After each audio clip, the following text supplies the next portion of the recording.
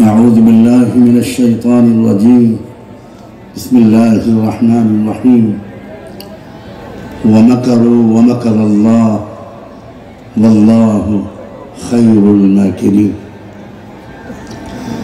وقال تعالى: عسى أن تكرهوا شيئا وهو خير لكم وعسى أن تحبوا شيئا وهو شر لكم والله يعلم وأنتم لا تعلمون.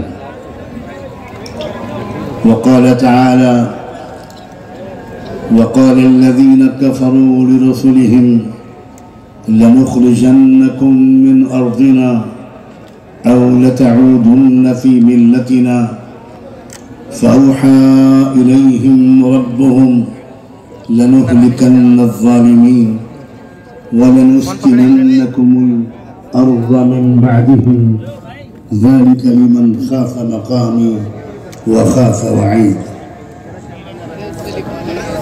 سبحان ربك رب العزة عما يصفون وسلام على المرسلين والحمد لله رب العالمين. اللهم صل على سيدنا محمد وعلى آل سيدنا محمد وبارك وسلم. بہت عزت و احترام کے لائق حضرات علماء کرام، عمائدین ملت، میری بہنوں، بیٹیوں، بھائیوں، نوجوانوں اور بزرگوں، میں سب سے پہلے تو اپنے تمام اکابرین سے اس بات پر معذرت چاہتا ہوں کہ مجھے اپنی صحت کی حالت کی وجہ سے بیٹھ کر آپ سے گفتگو کرنی پڑ رہی ہے۔ امید ہے کہ آپ میری اس بے ادبی کو معاف فرمائیں۔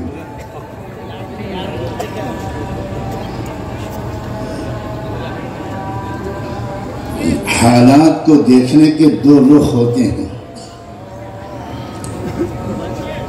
ایک رخ تو وہ ہے جو آپ سب کو اچھی طرح معلوم ہے اور جس رخ کی وجہ سے جو فکر مندی، جو بے چینی، جو اضطراب، جو تشویش آپ سب کو ہے، مردوں کو بھی خواتین کو بھی، وہ رخ بالکل عیاں ہے۔ خطرات ہیں، سازشیں ہیں، مذموم ارادے ہیں،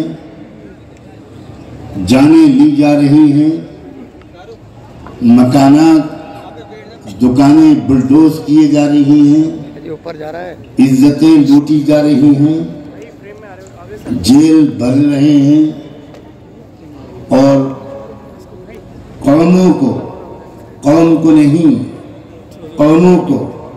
مایوسی اور خوف میں مبتلا کرنے کی بھرپور کوشش کی جا رہی ہے۔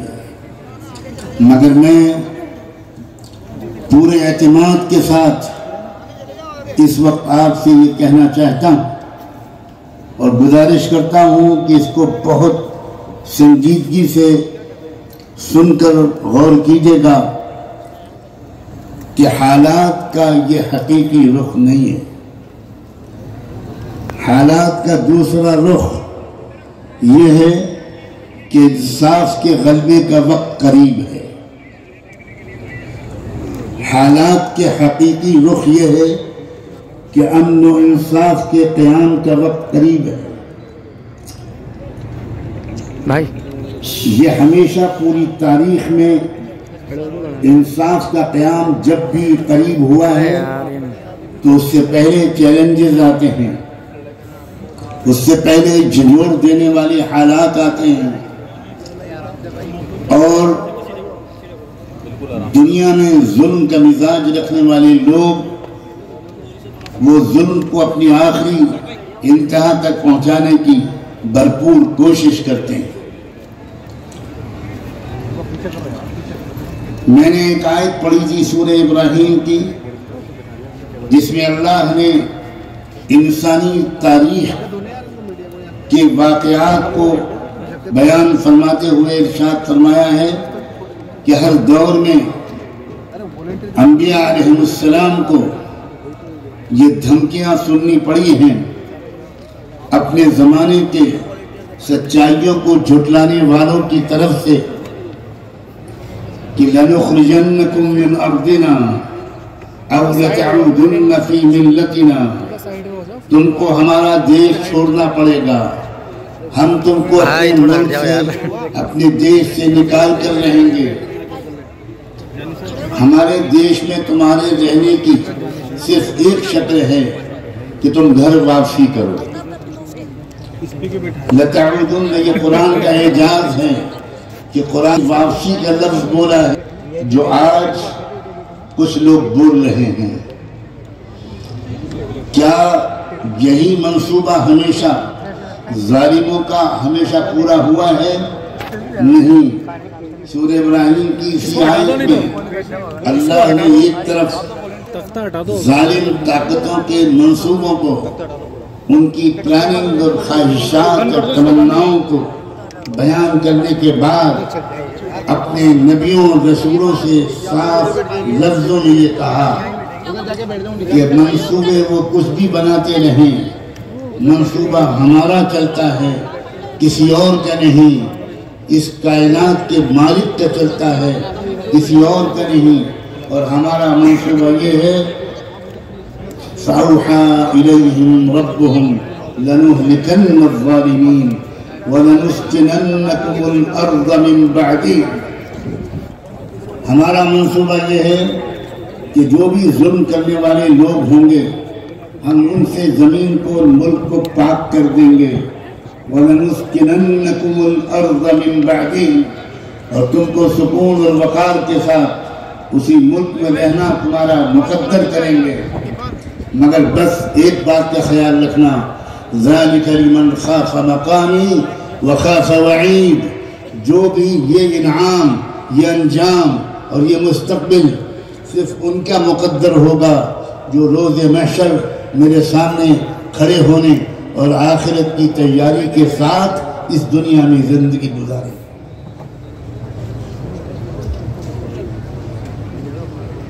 پورے یقین کے ساتھ میں آپ سے کہنا چاہتا ہوں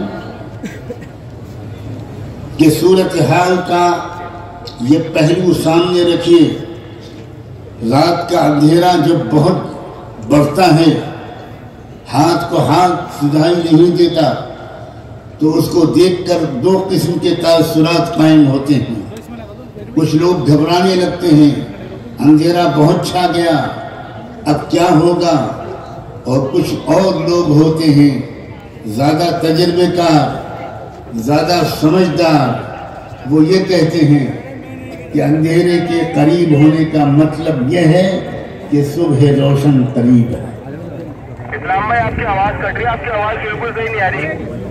اگر یہ حالات نہ ہوتے، اگر کچھ عقل کے دشمنوں نے، اگر انصاف کے دشمنوں نے اس ملک میں ظلم کا ننگا ناچنا نہ شروع کیا ہوتا، تو کیا آج کربلا کے یہ میدان، تاریخ ساز کربلا کے میدان کی یاد دلا رہا ہوتا؟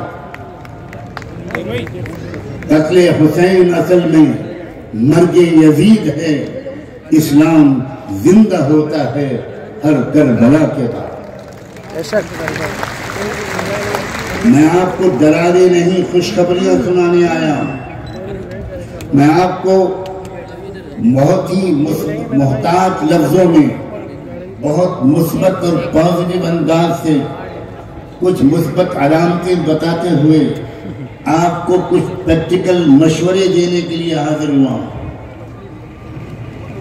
خطرات سے آگاہ کرنے کا کام میرے پیش رو فاضل مقرروں نے، جن میں بڑے فاضل علماء بھی، جن میں زندہ دل نوجوان بھی، انہوں نے وہ فرض ادا کر دیا۔ اب آخر میں جس طرف آپ کی توجہ کو موڑنا چاہتا ہوں اور جو ایک بہت بڑی مثبت علامت حال میں سامنے آئی ہے، اللہ نے اپنے کرم سے، اپنی قدرت سے رحمت دو عالم، آقا انعامدار، محسن انسانیت سیدنا محمد رسول اللہ صلی اللہ علیہ وآلہ وسلم کی ذات گرامی کو، ان کی زندگی کو، ان کے نام نامی کو پوری دنیا کا سب سے بڑا ایجنڈا بنا دیا۔ یہ اللہ کی قدرت ہے۔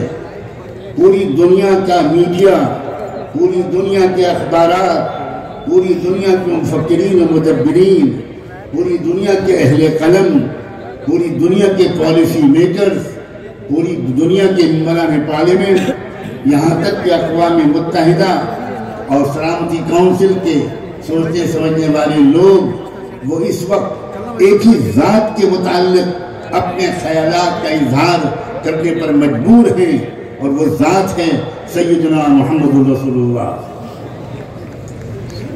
آپ ذرا مثبت انداز سے حالات کو سوچنے کی عادت ڈالیے۔ یاد رکھیے، یہ منفی جو نیگیٹو حالات ہیں، ان کے پیچھے ایک زبردست پازیٹو تصویر چھپی ہوتی ہے۔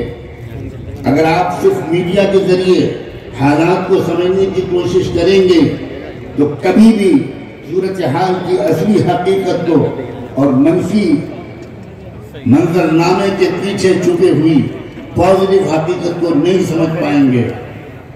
ہم کروڑوں بلینز آف ڈالرز خرچ کرتے تو ہم پوری دنیا کے لوگوں کو ایک رات میں، ایک دن میں محمد رسول اللہ کی شخصیت کا نام لینے کی طرف متوجہ نہیں کر سکتے تھے۔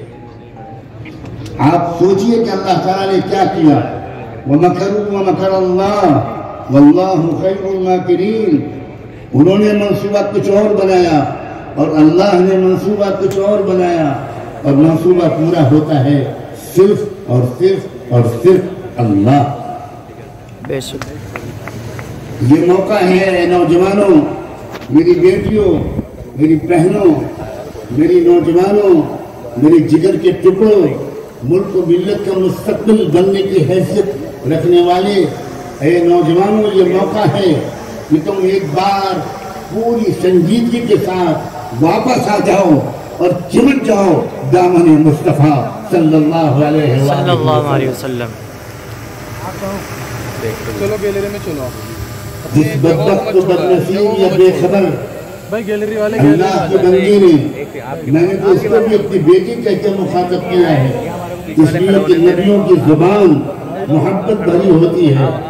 میں جس بندی نے جانے انجانے میں گستاخی کی، رحمت دو عالم صلی اللہ علیہ وسلم کی شان میں آپ کو اپنی جگہ پہ کھڑو، اس نے موقع فراہم کیا ہے۔ دیکھنے کے لیے کیا موقع فراہم کیا ہے ان کروڑوں مسلمانوں کے لیے جو غلطی سے ابھی تک محمد رسول اللہ کی زندگی سے، ان کی شخصیت سے، ان کی سیرت و کردار سے، ان کے درد و غم سے، ان کے پیغام سے، انسانیت کے لیے ان کی محبت سے، ان کی عدل و انصاف سے، ان کی سخاوت سے واقف نہیں تھے، یہ موقع فراہم کیا ہے۔ اے میرے نوجوانوں، تمہارے لیے کہ تم اب محمد رسول اللہ کی سیرت کو پھر سے پڑھو۔ ہاتھ جوڑا میرا، مجھے جواب دو، ایسا کرو گے؟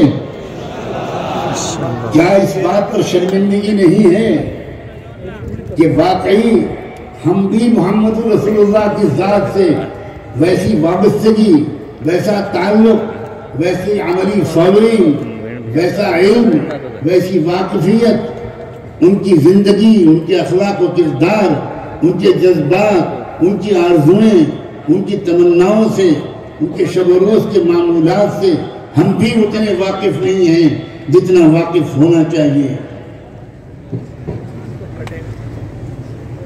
اس آسمان کے نیچے ایسا دردمند انسان، ایسی محبتوں کی برکھا برسانے والا، دشمنوں کو دوست بنانے کا طریقہ رکھنے والا، غلطیوں کو معاف کرنے والا، اپنے اوپر پتھروں کی بارش کرنے والوں کے لیے دعائیں کرنے والا، اور آئے ہوئے عذاب کو اللہ کی خوشامد کر کے واپس کروا دینے والا، نہ آسمان کی آنکھوں نے محمد سے پہلے نہ کبھی دیکھا، نہ آئندہ کبھی دیکھیں گے انشاءاللہ۔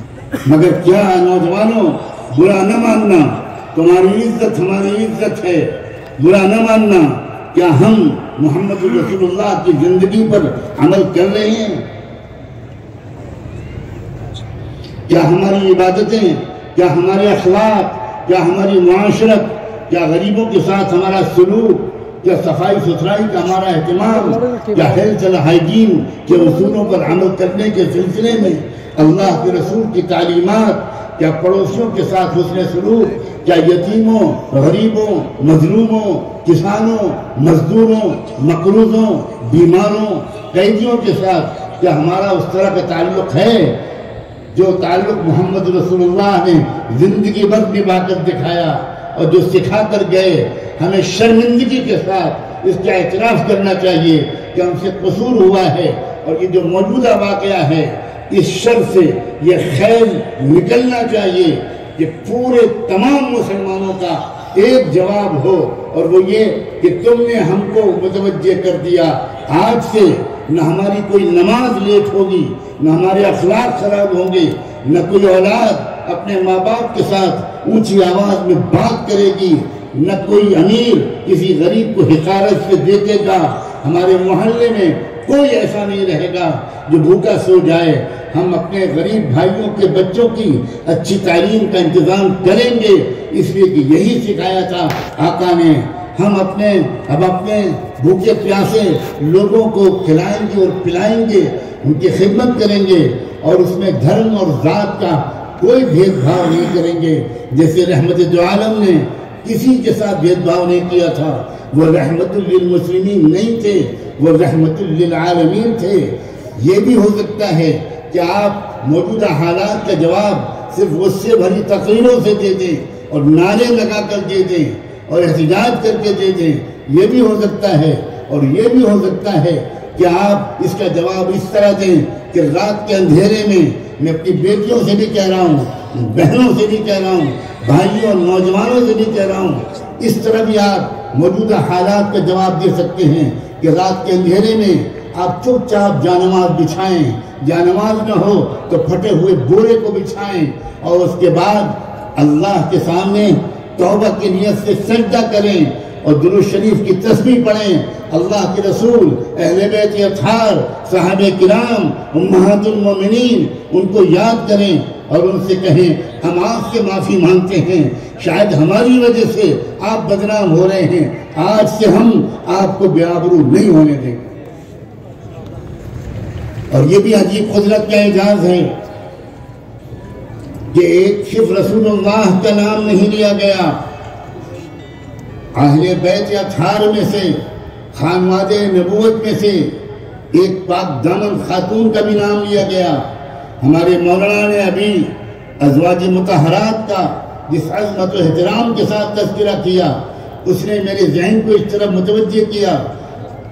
یہاں جو بہنیں اور بیٹیاں بیٹھی ہیں، میں ان سے بھی خاص طور پر کہہ رہا ہوں، یہ وقت ہے کہ ام المومنین سیدہ عائشہ کی پاک دامن زندگی اور انسانیت پر ان کے احسانات، علم کے پھیلانے کے سلسلے میں ان کی خدمات، ان کی وفاداریاں، ان کی جرت، ان کی بہادری، ان کی عفت و پاک دامنی، ہماری ایک ایک بیٹی اپنا آئیڈیل بنا لے سیدہ عائشہ صدیقہ رضی اللہ تعالی عنہا کو، سیدہ فاطمہ زہرا بطول رضی اللہ عنہا کو۔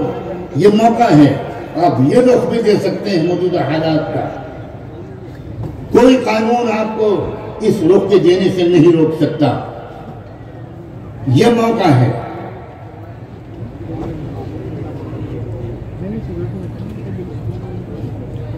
آپ نے شاید اردو کے مشہور شاعر اختر شیرانی کی زندگی کا ایک واقعہ سنا ہوگا۔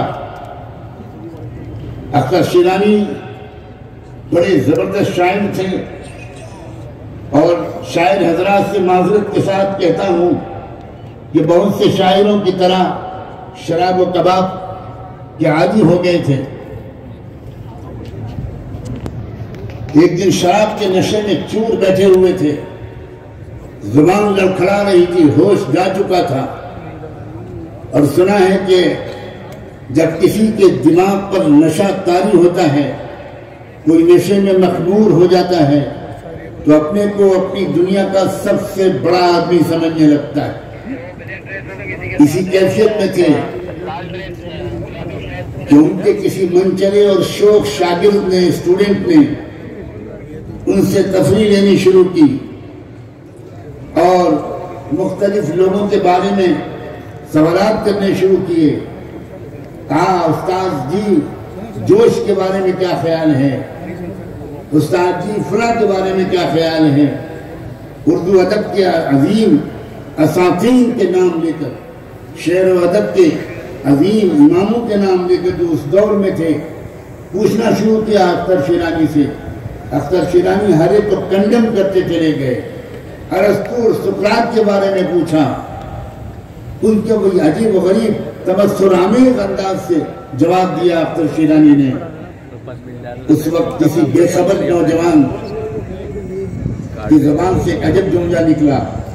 وہ ایک کمیونسٹ نوجوان تھا، اس نے سوچا کہ یہ ایک اچھا موقع ہے، استاد جی نشے کی کیفیت میں ہیں، ایک جملہ ان سے کہلوا لیا جائے جو بعد میں سند بن جائے گا ہم شاگردوں کے لیے۔ اس نے کہا اور حضور استاد حضور پیغمبر محمد کے بارے میں کیا خیال ہے؟ نوجوانوں کلیجے پر ہاتھ رکھ کر سنو کہ شراب کے نشے میں چور وہ اختر شیرانی یہ نام نامی سنتے ہی تھر کانپنے لگے، جام پھینکا، چھڑی اٹھائی اور اس طرح اس نوجوان کو پیشانی پر مارا کہ اس کے پیشانی میں پھٹ گیا سر اس کا، اور کہا اختر شیرانی نے کہ ناہنجار، اے بدبخت تیری ہمت کیسے ہوئی کہ تو نے میری ناپاک مجلس میں یہ پاک نام لیا۔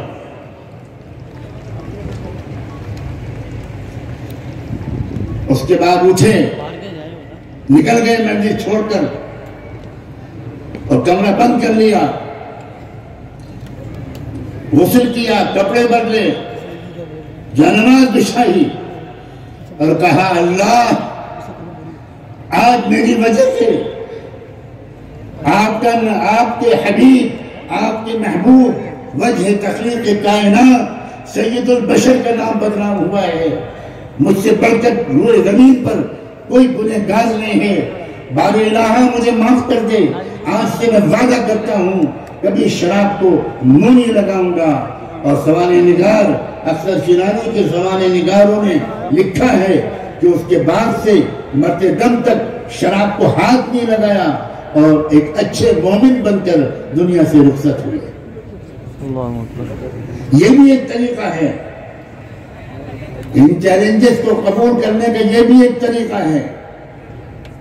یہ جلسہ خالی سیاسی جلسہ ہرگز نہیں ہے، یہ جلسہ ایک اصلاحی جلسہ ہے، یہ جلسہ ایک تعلیمی جلسہ ہے، یہ جلسہ ایک تربیتی جلسہ ہے، یہ جلسہ ایک ایجوکیشن کی روح لیے ہوئے ہے۔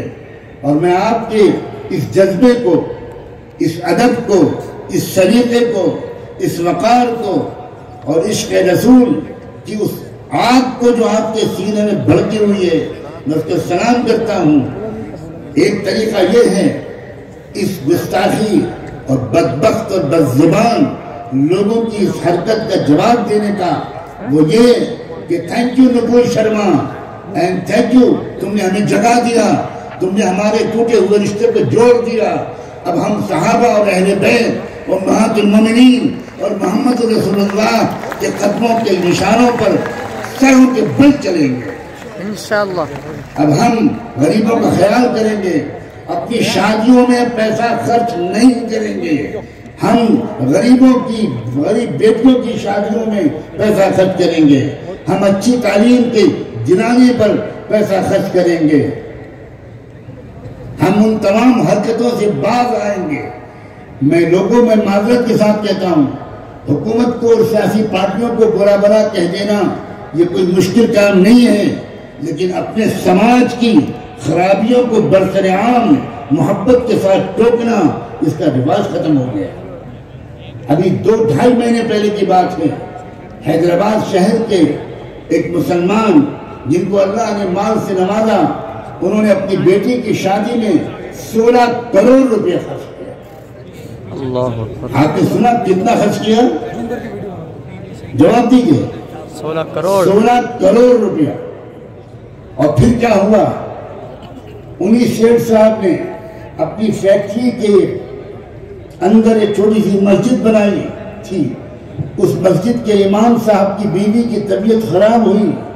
وہ امام صاحب اپنے سیٹھ صاحب سے ہفتے 10 دن کی چھٹی لے کر اپنی بیوی کی دیکھ بھال کے لیے گاؤں گئے. بیوی کی طبیعت زیادہ خراب تھی. ان کو آنے میں 2-4 دن دیر ہو گئی.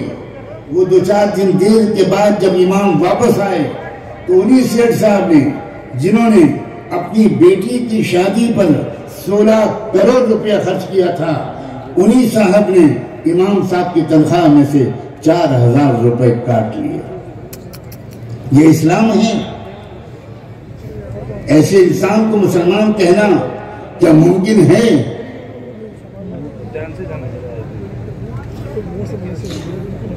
میں آپ کا دل دکھانے کا کوئی حق نہیں رکھتا, مگر آپ کی محبت, آپ کے خلوص, آپ کی سادہ لوحی, اس کی وجہ سے میں جرت کرتا ہوں اور اپنا آپ کا حق سمجھتا ہوں اور اپنا فرض سمجھتا ہوں کہ ہم اپنے بھی گریبان میں جھانک کر دیکھنے کی عادت ڈالیں کہ ہمارے درمیان وہ اتحاد, وہ وحدت ملت, وہ اتحاد فکر ہے جو ہونا چاہیے. کیا یہ حقیقت, یہ تلخ حقیقت صحیح نہیں ہے کہ اگر کچھ احمق بیوقوف اور ظالم لوگوں نے زمین تنگ نہ کی ہوتی تو آج کربلا کا میدان بھی تنگ نہ ہوتا, ہم اور آپ یہاں نہ ہوتے. ہم جو شٹا ہو رہے ہیں, ہر جگہ ہمارے اندر ایک بے چینی ہے.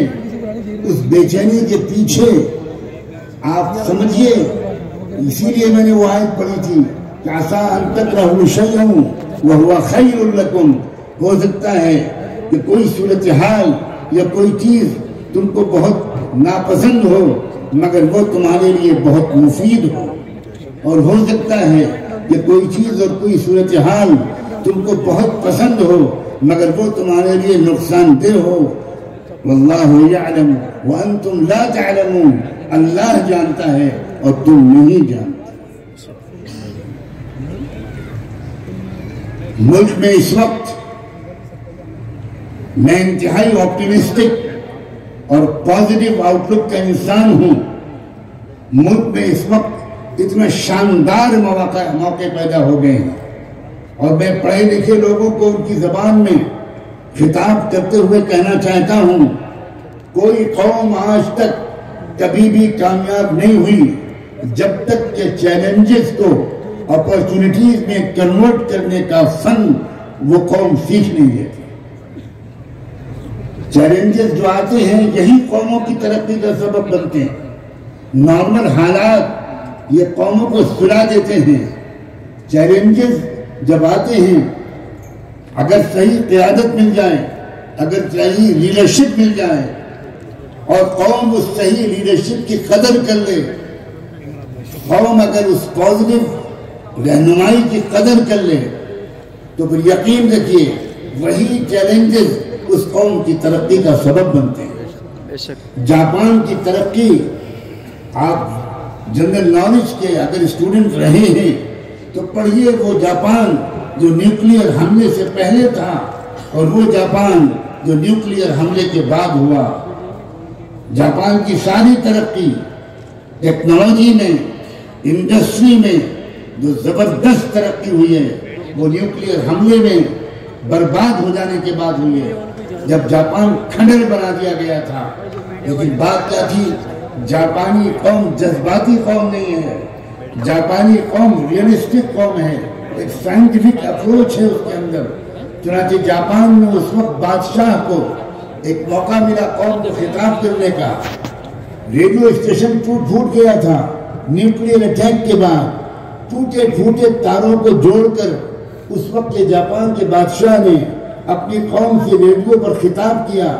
7 منٹ کا خطاب تھا اور اس بادشاہ نے اپنی قوم سے صرف اتنا کہا آج ہم عہد کرتے ہیں، کیا آپ بھی دہرائیں گے یہ جملے؟ آج ہم عہد کرتے ہیں کہ ناقابل برداشت چیزوں کو برداشت کریں گے. یہ کہا جاپان کے بادشاہ نے. آج ہم عہد کرتے ہیں کہ آج ہم اپنی قومی ترقی کے لیے اپنی صلاحیتوں اور وسائل کو خرچ کریں گے. 2 لفظ بولے اس نے، human resources and financial resources. اپنے مال کو عیاشیوں پر نہیں، قومی ترقی پر خرچ کریں گے. اپنی صلاحیتوں کو تماش بینی پر نہیں، قومی ترقی میں لگائیں گے. چنانچہ قوم نے جو جواب دیا اپنے بادشاہ کی تقریر کا، وہ اس طرح جواب دیا کہ قوم نے کہا کہ اب تک ہم 12 گھنٹے کام کرتے تھے، اب ہم 16 گھنٹے کام کریں گے، اور 4 گھنٹے کی جو آمدنی ہوگی اس کو قومی خزانے میں جمع کریں گے تاکہ نیشن کو دوبارہ جلدی سے جلدی بلندیوں پر اور اپنے قدموں پر کھڑا کیا جائے. میں نہایت روشن امکانات دیکھ رہا ہوں اپنے ملک میں، بہت یقین کے ساتھ کہہ رہا ہوں، نہایت روشن امکانات. اس کو بند کر دو، اس کو بند کر دو. آپ کا کام نہیں ہے، آپ کا کام ادھر ہے، آپ وہاں کھا جا کے سنبھالو. اچھا اس کو بند کر دو. میں ادھر جا رہا ہوں، ادھر نہیں جانا، آپ کا کام ادھر ہے. ادھر کا نکل جاؤں گا نا، ادھر سے نکل جائے گا، راستہ نہیں ہے. ہاں تو ادھر سے ادھر سے راستہ. زبان کے بولنے والے لوگوں میں اس میں ادھر جاؤ گا، ادھر نہیں جاؤ گا. آپ کا کام ادھر ہے، ادھر نہیں آئے. ہر دھرم کے ماننے والوں میں، اس کو بند کر دو. ہر سوشل یونٹ میں، ہر سماجی اکائی میں آج بھی اکثریت اور میجورٹی اچھے لوگوں کی ہے. ادھر چل جاؤ، آپ کا کام ادھر ہے. لیکن وہ اچھے لوگ کیوں نہیں پا رہے؟ بند کر دو اس کو. جے پور کے جواں ہمت اور جواں عمر ان ذمہ داران کو، جن حضرات نے اتنے گھیڑا اٹھایا. چند دنوں پہلے مجھ سے ان کی ملاقات ہوئی بامبے میں ایک میٹنگ کے دوران. اس وقت انہوں نے کچھ خیال پیش کیا، میں نے کچھ اپنی طرف سے تجویز پیش کی، اس لیے کہ میں راجستھان کے بارے میں، جے پور کے بارے میں